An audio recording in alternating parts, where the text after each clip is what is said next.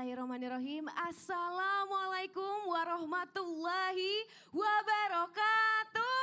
Waalaikumsalam warahmatullahi wabarakatuh. Jamaah. Yeay. Oh jamaah. Yeay. Alhamdulillah.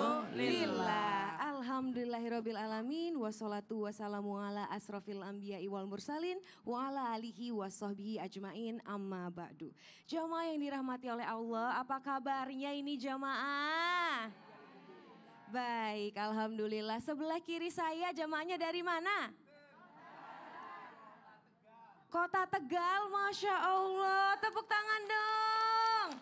Kalau sebelah kanan saya jamaahnya dari mana? Tegal juga, jadi barengan ya. Boleh sekali lagi tepuk tangan untuk jamaah Tegal. Masya Allah, tabarakallah. Sebelumnya nih Saskia mau tanya dulu nih. Apa kabar ke guru-guru kita di belakang? Ada Ustazah Nada, Masya Allah cantik sekali. Masya Allah, tabarakallah. Assalamualaikum Ustazah. Waalaikumsalam, Kak sehat juga ya? Alhamdulillah sehat. Assalamualaikum Ustadz Maulana. Waalaikumsalam warahmatullahi wabarakatuh. Sehat Ustadz? Sehat 14 Rajab hari ini. Masya Allah, insya Allah berkah ya Ustadz ya? Berkah Ayamul Bid. Amin, amin, amin. Assalamualaikum Ustadz. Waalaikumsalam warahmatullahi wabarakatuh. Sehat selalu Alhamdulillah, pasti ya. alhamdulillah insya Allah. Alhamdulillah insya Allah. Boleh tepuk tangan untuk guru-guru kita semuanya. Masya Allah. Nah jamaah, sebelum kita hari ini mendengar tausiah dari guru-guru kita, kebetulan nih akan ada tayangan yang mau kita tonton bersama jamaah. Seperti apa ya? Itu tayangannya tentang aktor sinetron Sandi Permana tewas ditusuk. Ya Allah, berikut tayangannya ya. Minggu siang, tim identifikasi Polres Metro Bekasi dan Polsek Cibarusa melakukan olah TKP di lokasi penusukan yang menewaskan Sandi Permana, seorang aktor sinetron drama kolosal di kawasan perumahan TNI Polri, Desa Cibarusah Jaya, Cibarusah, Bekasi. Korban meninggal akibat luka tusuk senjata tajam. Ia sempat dirawat di rumah sakit di Bogor, namun tidak tertolong. Sudarmaji, Ketua RT 005 RW 008, Desa Cibarusah Jaya menyebut, penusukan terjadi ketika korban hendak pulang usai mengurus hewan ternak tak jauh dari rumahnya. Innalillahi wa inna ilaihi raji'un.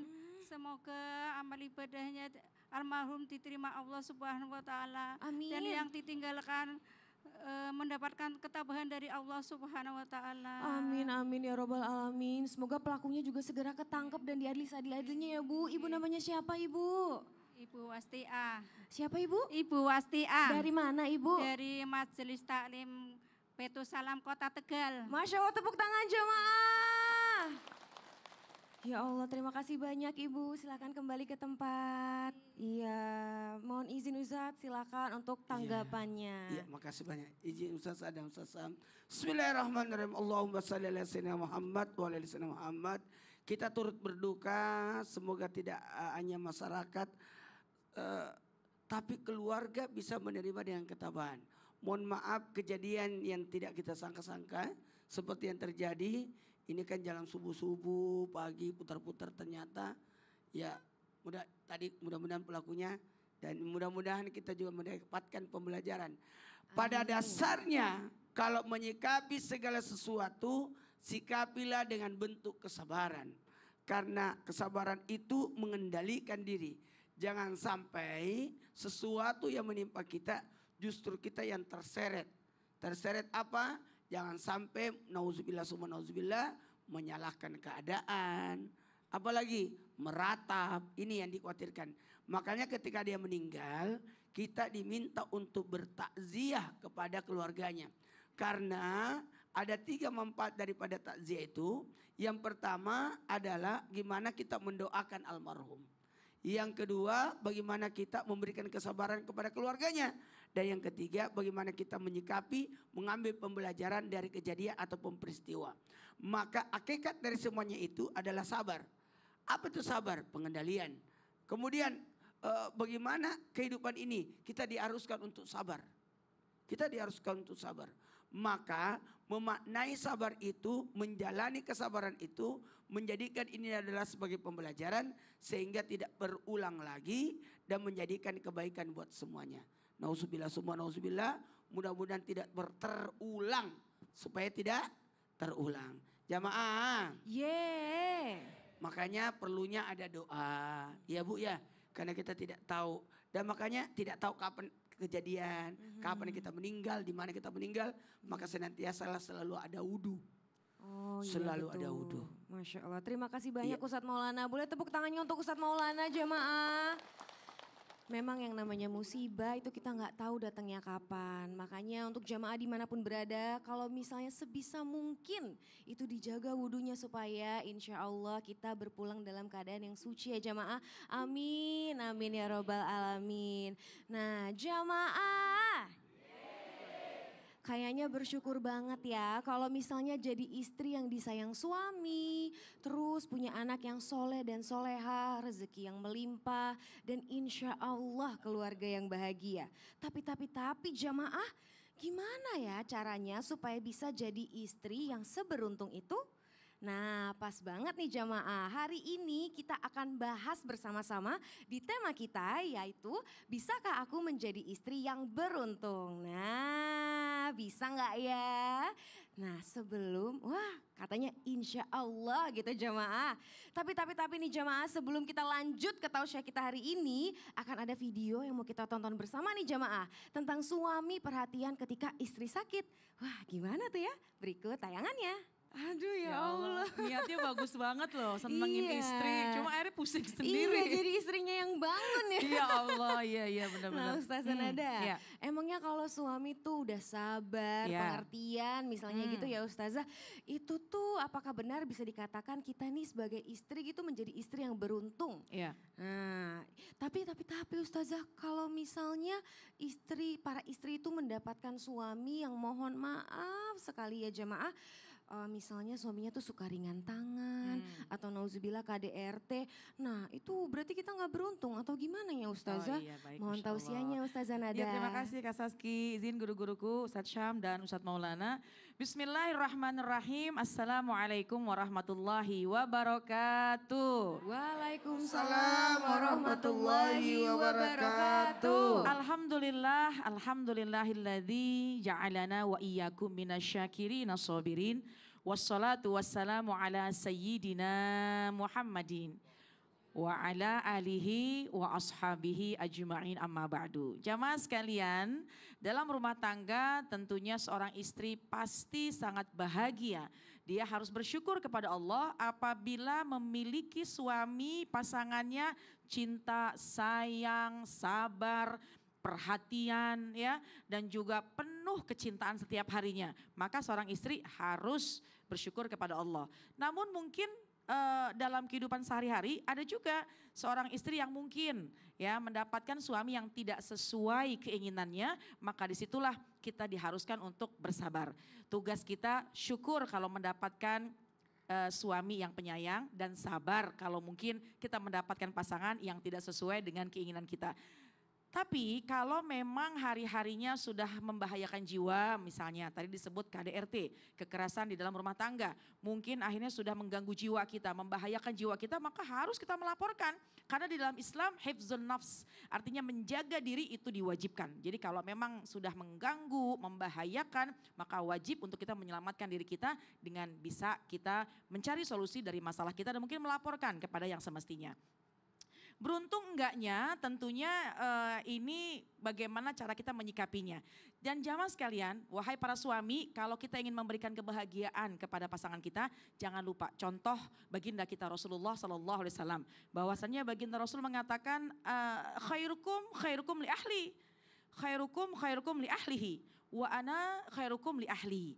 Sebaik-baiknya kalian adalah yang berbuat baik kepada keluarganya.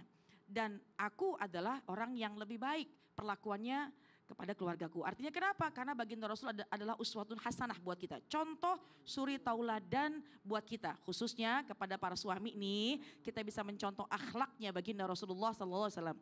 Nabi kita Muhammad SAW gak pernah menyakiti pasangannya. Tidak pernah mengungkapkan ucapan-ucapan yang kasar. Sikapnya selalu lemah lembut. Dan itulah kelak insya Allah bisa menjadi contoh buat semua suami di muka bumi ini. Contoh akhlak baginda Rasulullah SAW.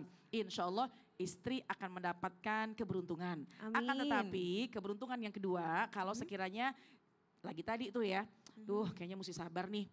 istrinya nggak sesuai harapannya, tetap kau akan mendapatkan keberuntungan. Kenapa? Karena syukur dan sabar seiring sejalan, insya Allah akan meningkatkan keimanan kita. Kuncinya kalau sudah membahayakan jiwa, maka harus melapor. Itu catatannya. Tapi kalau memang misalnya suaminya mungkin lagi lelah, lagi malas ngomong, Ya. kemudian mungkin suaminya ya sedikit sensitif, ya itu mungkin dimaklumin Yang aja. minor-minor gitu ya Yang Ustazah minor-minor ya. yang tidak mengganggu jiwa, ya Iya, udahlah betul. insya Allah kesabaran itu akan juga mendapatkan keberuntungan. Apa keberuntungannya? Pahala sabarnya banyak, Aduh, Masya Allah. Pokoknya semangat. Baik, oke deh. Terima kasih banyak Sama-sama Ustazah Nada. kasih. Boleh tepuk tangannya untuk Ustazah Nada. Nah jamaah udah tahu ya, pokoknya kalau misalnya ada kesalahan-kesalahan minor, mungkin ya sensitif-sensitif, ngambek-ngambek dikit nggak apa-apa lah ya. Tapi kalau misalnya udah membahayakan jiwa, raga gitu ya, itu wajib melaporkan ya jamaah, nggak usah takut. Insya Allah dibantu sama orang sekitar dan juga dibantu sama Allah Subhanahu Wa Taala. Amin amin ya rabbal alamin. Nah sekarang Saskia mau tanya ke Ustadz Syam nih, mohon izin Ustadz Syam. Siap. Ustadz Syam, Saskia mau tanya, benarkah istri yang beruntung itu ketika suami tidak hanya memberi nafkah kepada istrinya, tapi juga bisa memberi jajan? Nafkah yang mana Saskia? Nafkah itu kebutuhan pokok. Heeh, jangan jajan. Misalnya kalau jajan itu skincare. Apa Mas, benar ya? skincare gak pokok ya? Sekarang kayaknya jadi pokok sih Ustadz, makanya Siap. itu kebutuhan pokok kan beralih kayaknya sekarang ya. Nah misalnya kayak gitu ya Ustadz, karena kadang kan suami mikirnya ya udah sandang, pangan, papan aja gitu, bukan yang lain-lain, entah jajan, mungkin jajan ciki di warung gitu nggak usah lah gitu kan. Nah mohon tausiahnya Ustadz Syam. Baik, terima kasih Saskia Tabe guruku, Ustazah Nada, Ustadz Maulana serta guru-guru kami yang dimuliakan Allah Subhanahu wa taala. Al-Qur'an surah An-Nisa ayat 19. A'udzu billahi minasy syaithanir rajim. Ya ayyuhalladzina amanu la yahillu lakum an tarithun nisaa karha ولا تعضلوهن لتذهبوا ببعض ما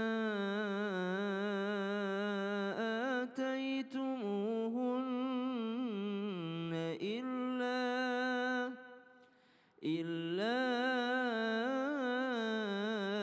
أن يأتين بفاحشة مبينة وعاشروهن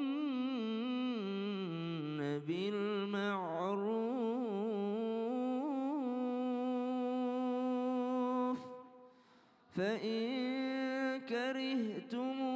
كرهتموهن فعسى أن تكرهوا شيئا ويجعل الله فيه خيرا كثيرا. Benarkah istri yang beruntung itu ketika suami itu suka bersedekah atau suka menambah dari uang jajannya istrinya? Benar gak Bu? Kalau suami suka sedekah royal, yang beruntung suami atau istri? Yang beruntung suami. Kenapa beruntung? Khairukum li ahli wa ana khairukum li ahli. Kata Nabi, sebaik-baik daripada kalian yang paling baik terhadap keluarganya. Jadi beruntung seorang laki-laki kalau mampu berbuat baik kepada istrinya. Seorang istri beruntung enggak? Belum tentu. Kalau dia mampu membelanjakan di jalan Allah apa yang dikasih sama suaminya, maka dia beruntung. Kalau dia mampu mempertanggungjawabkan yang dikasih sama suaminya, maka dia menjadi istri yang beruntung. Karena ada juga seorang istri sudah dikasih semua, ternyata tetap kufur nikmat. Sudah dikasih semaksimal mungkin oleh suaminya, ternyata ketika suaminya salah 1, 1000 kebaikannya dilupakan. yang diingat kesalahannya satu. Jadi tergantung bagaimana sikap seseorang. Ada juga suami karena ekonominya pas-pasan tidak terlalu banyak memberikan daripada istrinya. Mungkin nafkahnya jangankan uang belanja, nafkahnya saja mungkin pas-pasan sekali atau mungkin kurang. Tapi akhlaknya baik. Dia tidak gengsi untuk minta maaf. Maaf ya bulan ini kurang. Insya Allah kalau ada rezeki bulan depan lebih banyak. Itu justru malah beruntung meskipun dia kurang mungkin bulan itu. Kenapa? Ada akhlak yang mulia di sana, ada komunikasi yang baik di sana, ada dia tidak gengsi untuk minta maaf kepada apa yang mesti ditanggungnya. Yang jelas seorang istri baru beruntung kalau mampu memanfaatkan apa yang diberikan suaminya dengan sebaik-baiknya dan mampu memunculkan rasa syukur dan sifat dan sikap syukurnya. Karena ada orang bersyukur nggak bersyukur, tapi sikapnya nggak bersyukur. Oh, jadi di Bersyukur mulut aja di gitu ya mulut Ustaz? aja, giliran disuruh bikin kopi setengah mati lama. Gitu. Ngaduk-ngaduk bilangnya maunya kopinya manis tapi gak dikasih gula, lupa. Subhanallah, gula Ya mahal Allah, gitu ya Allah, terima kasih banyak Ustaz Syam. Siap. Boleh tepuk tangannya untuk Ustaz Syam. Masya Allah, jadi ternyata kalau misalnya suami suka kasih uang jajan, bukan hanya istri yang beruntung, tapi suami justru yang beruntung jamaah. Nah kalau istri beruntungnya kalau misalnya nih, tahu nih mana aja uang jajannya kemana aja di jalan Allah. Betul atau betul jamaah? Jamaah. Nah, jangan kemana-mana ya, karena setelah ini kita akan kembali lagi masih di tema kita, bisakah aku menjadi istri yang beruntung? Tetap di Islam itu indah, jamaah jamaah, alhamdulillah.